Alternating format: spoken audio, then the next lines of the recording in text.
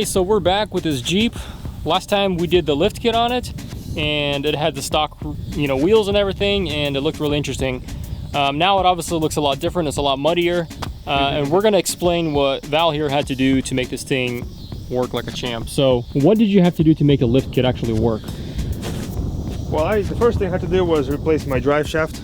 I had to install a slip yoke eliminator kit, which basically replaces the back part of your transfer case, and it allows more, less of an angle. Yeah, and it's got more U-joints. Okay. So there was a vibration with the original setup. Yep. When you're driving. Like past 50, it would vibrate. So. Is the problem all gone now? Yeah, the problem's gone. There's no more problems with vibrating or anything, so it's all good. I'm happy with the drive shaft. Okay. That's all you had to do, right, with the lift kit? That's all I had to do, yeah. Okay. Besides lifting it, drive shaft, and that's it. So, let's go around the Jeep real quick and explain what else you did. So, besides that, I had to, I replaced my bumper, the original stock bumper, with a swing door or swing spare tire holder. It's also got a little space for my extra fuel canister, which is nice to have. And it just fits perfectly in, and it's just nice and tight in there. Which is. And then you rerouted your license plate light. Yeah, I had to reroute. Well, I had to relocate my license plate because it was getting covered by the wheel. Right. So you can see it. And you even did the little light there. Yeah, I had to reroute the light too. And the bumper is pretty easy to install. No trimming. Nope, none whatsoever. Then unbolt the old one, take it off, stick a new one in. Well, you'll probably need some help holding it because it's heavy. I've done it myself and I succeeded, but. So what about these wheels and rims? What's going on here? Well, I've got 32s on 8-inch wide rims. Originally I had 10-inch rims. It didn't work too well. It was too wide for those tires, so I had to give myself 8-inch proper rims. Okay, and these are the BF Goodrich Mud Terrains MK3s, right? Yeah. And we aired down to like 15 to 18 psi, and they ran real well. Didn't have any issues with losing beads. Perfect traction. Yeah. There was nothing tore off or anything like that, so that was good. And then in the front, you got a bumper. Yeah, front bumper is a winch bumper with fog lights. I've got a Smittybilt winch here. It's a 10,000 pound winch, which nice, it works perfectly fine, except for there was too much slack in the rope, and the bolt that was holding the rope in place snapped off. It snapped off. Yeah, so we just coiled it up, threw it in the back.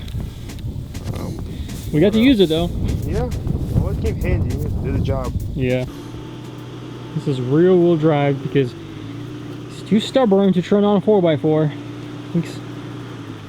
Well, it is fun to see how far you can make it on 2-wheel drive before you can't go any further, but I'm betting he's gonna need 2-wheel drive to get up this massive hill.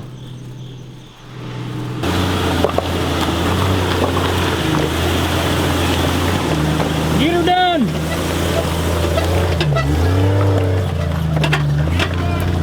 Давай!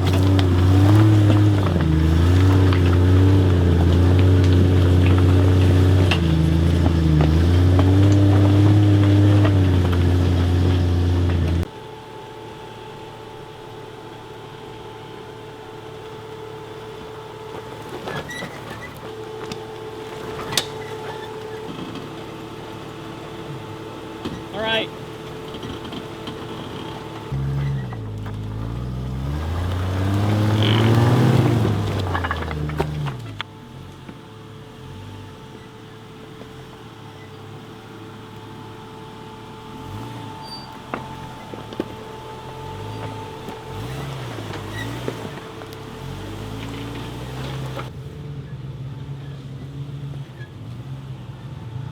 There you go. And then just go down. Not like me.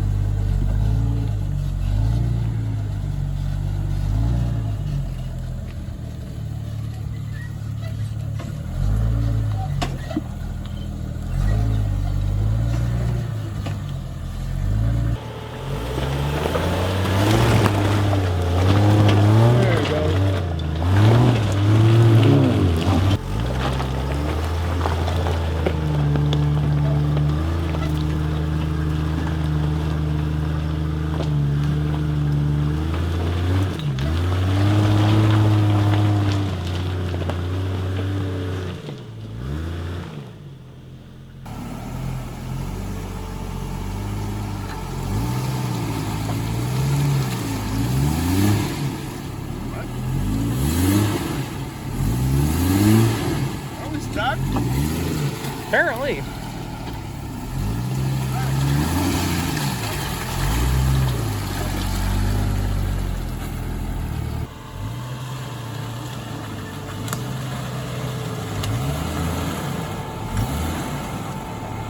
Приехали, go.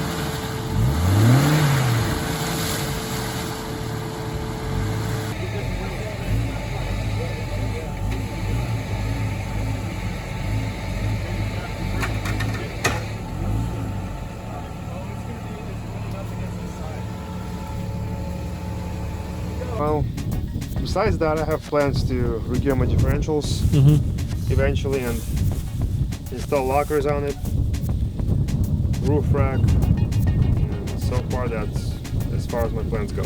Cool. Well, that's cool. We'll see all that done, and I think we had a good time today. The trails were really muddy, as you can see by the Jeep. Yeah, inside and outside. Yep. I'm done, dude! But I mean, it went through like a tank. I can't imagine how much more intense it's going to be with locked differentials and stuff like that. So Bigger wheels. yeah. All right. Well, till next time.